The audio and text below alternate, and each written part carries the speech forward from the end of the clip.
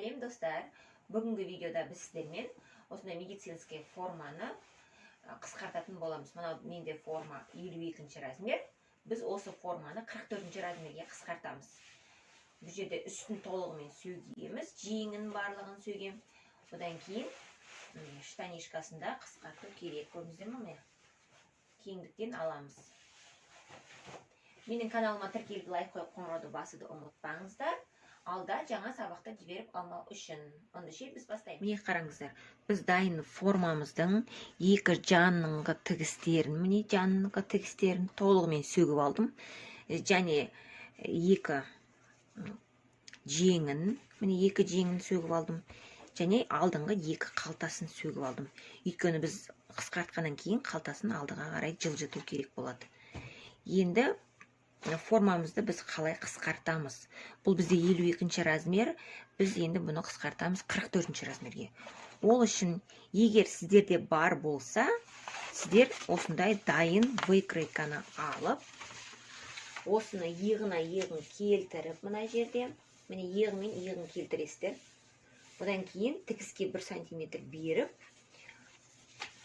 бормен сызып аласыздар. Міне мына жерден бастап иығын келтіресіздер. Одан кейін 1 сантиметр тігіске беру арқылы сіздер осылай соңына дейін белгілеп аласыздар. Осылайынан. Ал егер сіздерде дайын выкройка жоқ болса, өздеріңіздің киіп жүрген киімдеріңізді, көйлек болсын, футболкаларыңызды қойып, соны тура осылай келтіріп сызып алуға болады. Жеңін қалай жасайсыздар? Жеңіне келсек, міне мынау біздің футболканың выкройкасы, жеңінде біз тура солай жасаймыз. Міне жеңін, осы дайын выкройка арқылы сызып аласыздар. Жеңінде осылай ашасыздар. Міне осылай ашып, тура осы выкройканы осылай қойып, келтіріп сызып аласыздар. Жеңін тура солай жасайсыздар. Мынандай дайын выкройканы шкатулка сайтынан шығарып алуға болады. Өз размерлеріңізбен. Мысалы, размерлеріңізге қарай, футболка болсын, көйлек болсын. Ал егер не болмаса выкройка, жаңағы мен айтқандай, өздеріңіздің киіп жүрген киімдеріңізді қойып, соның үстінен осылайынан қойып, киімдеріңізді сол бойынша сызып алсаңыздар болады. Өте оңай. Тура өз размерлеріңіз шығады. Енді біз мына сызып алған сызық бойынша, мынаны ашайық, қараңыздар. Міне мынау артқы бөлігі, мынау алдыңғы бөлігі. Осы екі бөлікті біз бір-біріне келтіріп сызық қойдық. Жаңа мынау артқы выкройка бойынша артын сызып алдым. Алдыңғы выкройка бойынша алдын сызған кезде мына екі тігіс бір-біріне осылай қосылады. Енді осы бойынша біз былай мынаны қиып алып тастаймыз артық жерлерін. Тігіске 1 сантиметр қалдырып, қалған жердің барлығын қиып алып тастаймыз. Міне матамыздың барлығын қиып дайындап алдық. Мынау екі жеңін, екі қалтасының орнына орналастырдық. Енді мына екі жанындағы тігісті бір-біріне келтіріп, екі жанын тігеміз. Бірінші екі қалтасын тігіп аласыздар. Екі қалтасын тура өзі орында тұрғандай қылып тігіп аламыз. Одан кейін екі жанындағы тігісті, одан кейін барып, мына екі жеңін тігетін боламыз. Қараңыздар, форманы мен тігіп алдым. Міне екі жандағы тігісті түзу тігіспен жүргіздім, сыртынан зигзагпен жүргіздім. Екі жағында солай жасадым. Одан кейін екі қолтығын тіктім. Тура солай. Жай тігіспен, сосын зигзагпен жүргіздім. Екі жағында, міне қараңыздар. Енді астындағы оң бетіндегі қалтасын бәрін көрсетейін. Қалай болғанын. Оң бетінде алдыңғы қалталарын мен сөгіп тастаған болатымын. Өйткені оларды жылжыту керек болды бізге. Міне оң беті. Міне қараңыздар. Мынау екі қалтасы алдыңғы. Екі қалтасын кішкене жылжытып алдыға қарай бір-біріне жақындатып, қайтадан орнына тігіп қойдым. Міне қарасаңыздар. Бәрі әп-әдемі жаңа форма болып шыға келді. Міне жандағы тігістерді көрдіңіздер ме? Өзінің тігіс сияқты әдемі болып шыға келді. Осылай үлкен размер киімдерді тез-ақ өз размерлеріңізге келтіріп тігіп алсаңыздар болады. Міне осымен үстіңгі формамыз дайын. Енді біз астыңғысына көшеміз, яғни штанишкасына. Мынау бізде формамыздың штанишкасы. Мен оны сөктім, екі жағынғы тігістерін, міне толығымен сөктім екі жағын. Қазір беліндегі резинкасын алып тастаймын. Содан кейін сөгіп болғаннан кейін не істейсіздер? Ана ауындағы тігістен осылай қоясыздар да, алдыңғы жағынан өз размерлеріңізді өлшейсіздер ғой бірінші.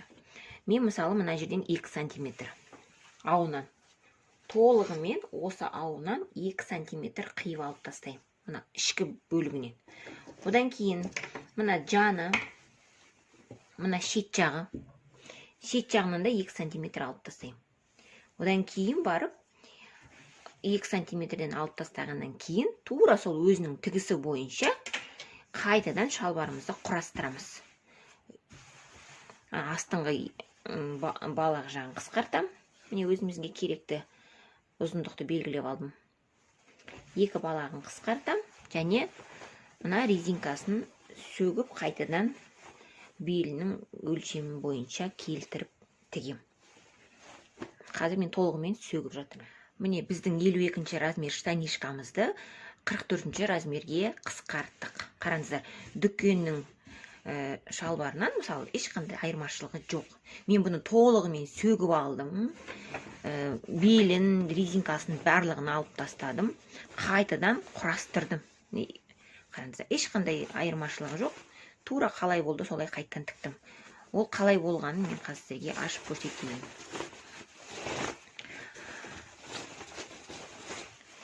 Бізде бұл штанишканың кеңдігі 4 сантиметрдей артық болды. Яғни кеңдігі, балағының кеңдігі мына жері. Ал ұзындығын тапсырыс беруші адамның бойы бойынша өлшеп мен белгілеп алғанмын. Сол бойынша балағын қиятын боламын. Ал мына енін айтып отқандай 4 сантиметр кең болды. Сондықтан мен ол 4 сантиметр оны бір жақтан қана, екі жанынан қана алған жоқпын. Өйткені олай алсаңыздар, ол әдемі болмай қалады. Сондықтан мен мына жанынан екеу, мына ортасынан ауынан, яғни ау жағынан 2 сантиметрден алдым. Тура осы матамыздан просто ғана мына жерден аласыз да 2 сантиметр өлшеп бірдей қылдыртып қиып алып тастайсыз мына жақтан, және мына жақтан 2 сантиметр алып тастайсыз. Содан кейін шалбарымызды қайтадан бастан бастап құрастырасыздар.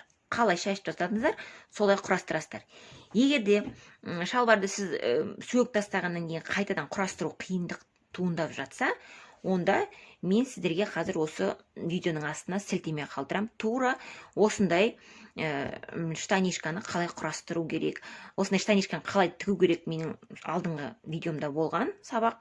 Сол сабақты мен сіздерге қалдырамын. Содан қарап, қайтадан құрастырып алсаңыздар болады. Еш қиындығы жоқ.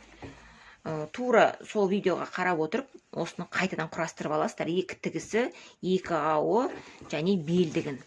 Мен белдігінде мына жерден бір 3 сантиметрдей қиып алып тастап, қайтадан орнына тіктім де, белдікті қайтадан тіктім. Сонда ол белге дәл келетін болды. Алдында үлкендеу болғандықтан мен тура сол өзіме керек нені өлшем бойынша осылай құрастырдым. Тігістерінің барлығы түзу тігіс. Бірінші түзу тігіспен жүргіздім, одан кейін артынан зигзагпен жүргіздім. Менде оверлок болмағаннан кейін. Егер сіздерде оверлок болса, әрине оверлокпен жасайсыздар. Астыңғы тігісте де тура солай балағын айналдыра бірінші зигзагпен жүргізіп аласыздар, одан кейін 1 сантиметр қайырып тіге саласыздар. Ешқандай қиындығы жоқ. Міне осылай үй жағдайында кез келген киімді осылай қысқартып алсаңыздар болады. Дайын выкройка болмаса, жаңа мен өзім айтып өткендей, үйдегі бар киімдеріңізді қойыңыздар да, сол бойынша өлшеп, сызып, тура солай құрастырып тігіп алыңыздар. Міне өте оңай. Еш қиындығы жоқ. Қараңыздар. Ешкімге ательеге ешқайда бармай, үй жағдайында осылай тігіп аласыздар. Штанишкамыз да дайын, үстіңгі формамыз да дайын. Міне қараңыздар, формамыз дайын. Осылай кішкене бостау қалдырдым. Ыңғайлы болу үшін жүргенде барлығына. қалтасы барлығы орнында. Штанишкасы. Кеңдігін барлығын жөндедік. Кіргізді